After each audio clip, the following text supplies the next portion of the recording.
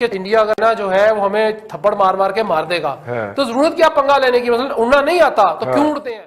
इस सब चाइना को तकलीफ ये हो रही है कि वो जो कुछ बेहतर इलाका था जहां से वो उनको रोक सकते हैं, इंडिया इसने ले लिया है। पाकिस्तान सियाचिन से अपनी जगह वापस नहीं ले सका, लेकिन अनफॉर्चुनेटली हमें शदीद नुकसान के बाद कारगिल खाली करना पड़ा। चाइना के लिए बड़ा क्रिटिकल टाइम है। क्या इसका जो लद्दाख के बॉर्डर कमांडर लेवल की कोई मीटिंग हो रही थी टेंशन को ईज करने के लिए, चाइना कि वो आया है, उसने लाइन ऑफ एक्चुअल कंट्रोल की वायलेशन की है, ये वहां पे क्लैश हो गया।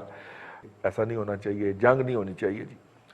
लेकिन इसकी नौबत क्यों आ रही है, ये दूसरा है। पहले क्लैश के अंदर तो बिल्कुल ही काम खराब हो गया था, और अभी वहां पे असला इस्तेमाल नहीं हो रहा, और ये हाथों की लड़ाई है जी वहां पे, जो कि दोनों अफवाज लड़ रही हैं चाइनीज, वो जो है इसमें बुरी तरह फ्लॉप और बेनकाब हुए। अच्छा रिजवान साहब देखें, टेंशन तो है, होता ये है, वो जो मैं सियाचिन में रहा हुआ हूँ, मैंने ऑपरेट किया है, कोई 1 साल हमने वो एरिया को मैं बड़ी अच्छी बखूबी जानता हूँ।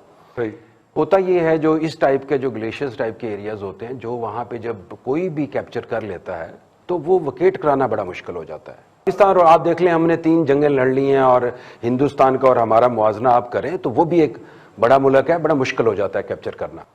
तो एग्जैक्टली मैं एक एग्जांपल ऐसे देता हूं, जिस तरीके से हिंदुस्तान ने हमारे साथ सियाचिन में किया था, फिर दोबारा हमें वो पोजीशंस लेनी बड़ी मुश्किल पड़ गई थी। हिंदुस्तान ने जो अचीव करना था वो कर लिया। अब चाइना के पास क्या ऑप्शंस हैं, पूरा नेगोशिएट जो वो कर रहे थे डिप्लोमेटिक लेवल के ऊपर, मिलिट्री लेवल के ऊपर, जो वो ऑलमोस्ट नाकाम हो गए हैं। वो जो चाह रहे हैं कि जो स्टेटस को है उसको बरकरार रखा जाए।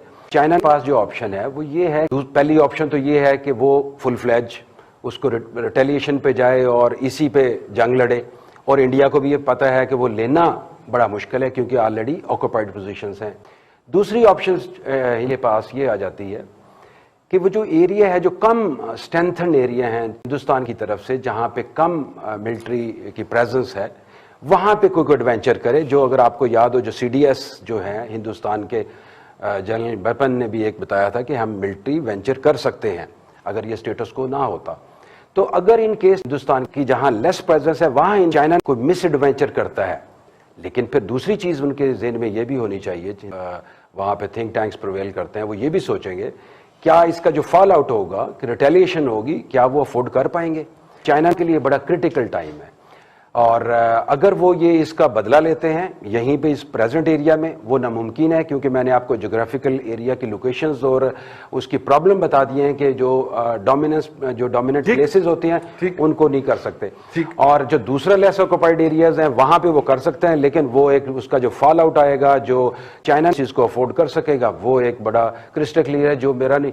अच्छा होगा क्या, अभी देखें मेरे ख्याल के अंदर ये ऐसा ही चलता रहेगा, छोटी मोटी टेंशन हैं टेक्टिकल लेवल के ऊपर, ये चीज चलती रह जाएगी, दोनों मुल्क अफोर्ड नहीं कर सकते। वैसे अपना चाइना के उनको फेस सेविंग भी चाहिए, पब्लिक जो है, एक उनकी पब्लिक और एक उनका मीडिया, वो उनको वो कंपनसेट करने के लिए, बताने के लिए कि हम कुछ करने जा रहे हैं, हम टॉलरेट नहीं करेंगे। इस तरीके से मोदी साहब की पर्सनैलिटी है, वो कुछ भी हो सकता है, लेकिन इस लेवल पे वो नहीं जाएंगे कि वो जंग पूरी फुल फ्लैज हो जाए। ठीक है, तो चाइना की ये भी तो कोशिश हो सकती है ना कि मैं मैक्सिमम स्पेस गेन कर लूं, कि उसके बाद अगर मुज़ाकरात हों भी ड्यूरिंग स्नोफॉल और दोनों साइडें अपनी अपनी पोजीशन पे दबक के बैठी हों, तो उस वक्त जो है वो मैं अपर हैंड पे मुज़ाकरात की टेबल पे जाऊं।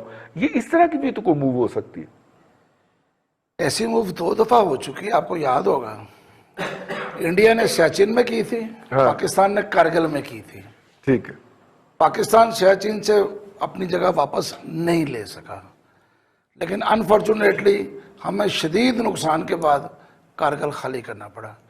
हम वहां से वापस आ गए और हमने वो चीजें, वो जगह छोड़ दी जहां से इंडिया का हमने राब्ता सियाचिन के साथ बिल्कुल अपने सामने रखा हुआ था, और जब चाहे मर्जी किसी को रोक लेते आप, ऊपर कोई नहीं जा सकता। प्रॉपर प्लान, अब तो ये साबित हो गया ना कि हमने जो कुछ किया था वो भी हमने अपने किया, अपने प्लानिंग के साथ ही था। नहीं बात नहीं, सप्लाई फिर आप सिक्योर करते हैं ना। पहले इंडिया ने हेलीज के जरिए सप्लाई सिक्योर की ना सर। नहीं, हेलीज के जरिए तो आप कभी भी कर सकते हैं, आप भी तो सियाचिन में क्या हो रहा है होते थे भाई। देखिए सियाचिन के साथ उन्होंने वो ऐसी तरह पहुंचे थे जब बर्फबारी थी, और पाकिस्तान को सरप्राइज मिला था जब ऊपर वो पहुंच चुके थे, चाचू हम तो नीचे रह गए चाचू चंद एरोनॉटिकल माइल के ऊपर सकर्दू मौजूद था। इंडियन एयरफोर्स जब वहां पे आके मिग 29 मार रही थी तो हम क्यों नहीं अपने F-16 मार सके वहां पे? मेरा ख्याल है कि अगर आपको याद हो कि जब कारगिल हुआ है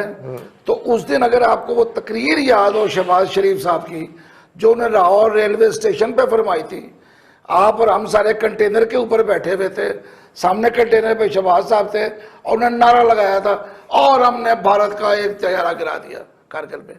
मेरा ख्याल है वो भूला नहीं होगा कोई। नहीं तो ये तो लेकिन उन्होंने वो भी तकरीबन जंग का स्टार्ट हो चुका था। छोड़ें ये इस बहस को। लेकिन इंडिया ने भी अब वहां तक अपना ग्रिप तो कर ली है, तो वो इतनी आसानी से वापस नहीं जाएगा। बिल्कुल ठीक है। वो पाकिस्तान नहीं अब जो मुझे पता चला है इंडियन इंडियन सबसे ज्यादा गालियां हमारे गेस्टों में से जिसको देते हैं वो चाचू हैं। कोई बात नहीं, मैं पाकिस्तानी हूं, मुझे उनकी गालियां खा के खुशी होती है, कोई फर्क नहीं पड़ता।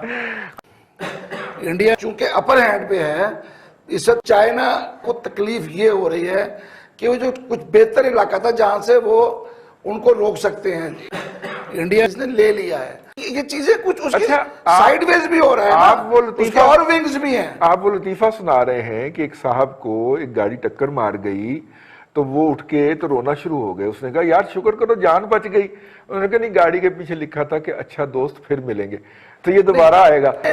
चाइना जो है, अगर उनकी ये गलती, इसलिए एक चीज समझने वाली बात है, अमेरिका इस वक्त फार ईस्ट में जिस तरह उनको घेर रहा है, जिस तरह पूरी बहरिया अमेरिका की उस इलाके में बेड़े जा रहे हैं और जिस तरह से उन्होंने वहां पे उनको घेरा हुआ है, ठीक चाइना का इस वक्त पूरा जो है वो सी पैक रूट्स जो हैं उसको उन्होंने सेव करना है। सही, ये बात अब समझ लेनी चाहिए। ठीक, कोई चाइना को, हर मुल्क को हक है कि वो मुतबादिल रास्ता अपना क्लियर रखे। सही, चाइना को सी पैक क्लियर रखना है। सी पैक क्लियर रखने के लिए स्कर्दू, लद्दाख, ऊपर सारा इलाका जो है वो जितना उनका ज्यादा कंट्रोल होगा उतना सी पैक महफूज होगा। तो उन्होंने भी अपनी चीजें देखनी है। ये चीजें आहिस्ता आहिस्ता वक्त के साथ ही सामने आएंगी। अभी तो लगता है कि पता नहीं कुछ ये कोई फैसिनेटेड चीजें हैं, लेकिन नजर आ रहा है कि सब जुड़ा हुआ है आपस में, पूरा इलाका, पाकिस्तान, इंडिया, चाइना, ये ऊपर से तो आप नक्शे में देखें तो बिल्कुल करीब है सारा कुछ। भट्टी साहब ना को ये उसको वो पंगा लेना बहुत भारी पड़ गया। उनका ख्याल ये था कि हम रूटीन में जाएंगे, दो चार वो हाथ पर ला मारेंगे, इंडिया अगर दबक के पीछे हो जाएगा। इंडिया अगर ना देखें जी सुपर पावर है, 3 महीने से स्टैंड ऑफ जारी है। मोदी को पाकिस्तान बुलाएं, अच्छा, और उसको निशाने इम्तियाज अनायत फरमाएं या इससे भी बड़ा कोई अवार्ड दें तो दुनिया आपको मजीद सराहेगी। उन्हें राहदारी खोली, किसके बाप पे एहसान। जो कारकर्दगी है उसको भी गिनवाया है। तो बात यह है कि वज़ीर ख़ारजा ने पूरी दुनिया में मईशत का एक अच्छा इमेज जो है वो पेश किया है और जग को बताया है कि पाकिस्तान एक पुरअमन मुल्क है। तो क्या गैर मुल्की सरमायाकार भी पाकिस्तान आएंगे और खारजा पॉलिसी की कामयाबी से मुल्की मईशत कितना तगड़ी होगी, ये जानेंगे हम जाहिर जंगी साहब। अस्सलाम वालेकुम सर। दो सूरतें हैं, एक ये जो आपने कहा कि पाकिस्तान की बेहतर खारजा पॉलिसी, और शाह महमूद कुरैशी साहब ने भी कहा